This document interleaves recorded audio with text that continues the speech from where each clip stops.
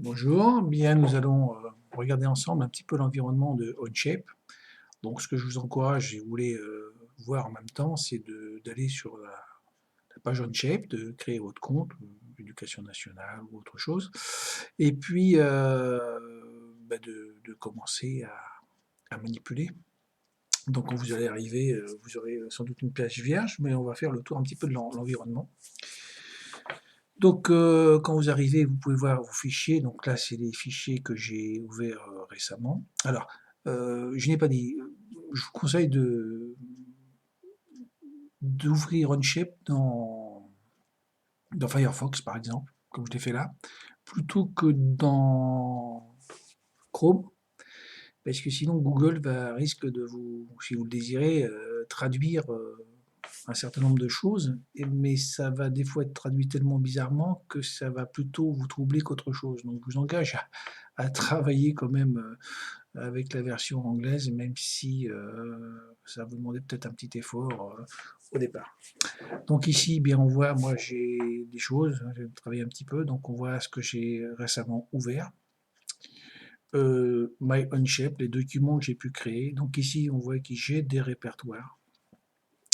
Dans ces répertoires, bien, j'ai mes bidouilles tests, par exemple. Je vais pouvoir organiser mon travail comme je l'entends. Remonter ici dans My OnShape. Je pourrais regarder les fichiers que j'ai partagés. Donc, j'ai pas, personne n'a partagé de fichiers avec moi. Je peux créer des étiquettes pour classer mes fichiers. Donc là, j'ai créé une petite étiquette pour tester, donc des bricoles.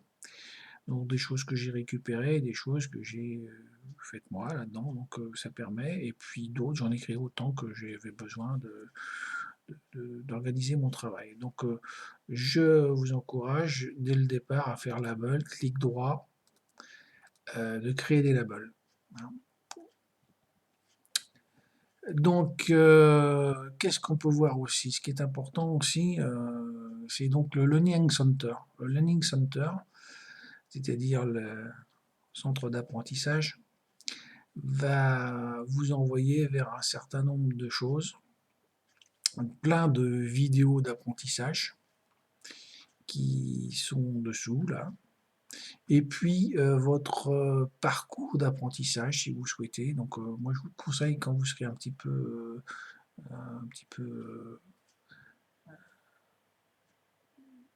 vous aurez appris un petit peu l'environnement, d'aller voir ces vidéos quand même qui seront certainement mieux faites que ce que je pourrais proposer plus complète.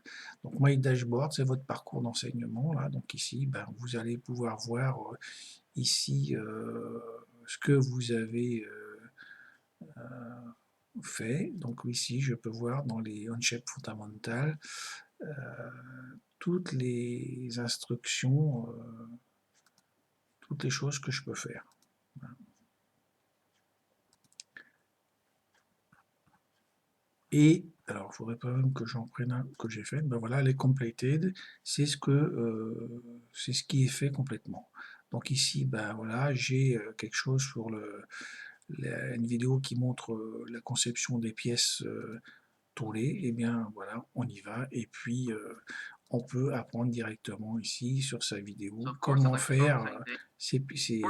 On est guidé pour faire ces pièces. Voilà, donc ça intéressant. La petite flèche qui est là aussi va nous permettre d'aller vers de l'aide, le Learning Center. Et puis quelque chose qui peut vous être utile aussi, c'est les raccourcis clavier, donc les keyboard shortcuts. Et les deux qui sont intéressantes à retenir dès le départ, c'est le N pour se mettre normal, vue normale. Et puis l'autre, je ne me rappelle plus, on la reverra après. Elle est où le N? Donc ici, je vous conseille de regarder un petit peu ce qui pourrait vous permettre de travailler plus efficacement et puis de retenir ce qui vous intéresse vous-même. Voilà. Donc après, bien, quand vous voulez créer votre premier document, vous allez faire Create et puis vous allez faire OnShape Document. Alors ici, on a Import File.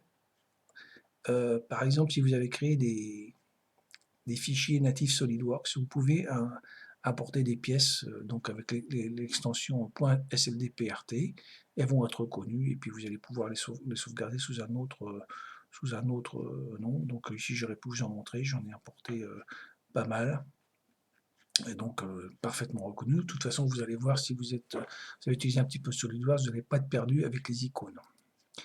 Donc je vais appeler ce nouveau document test vidéo 1.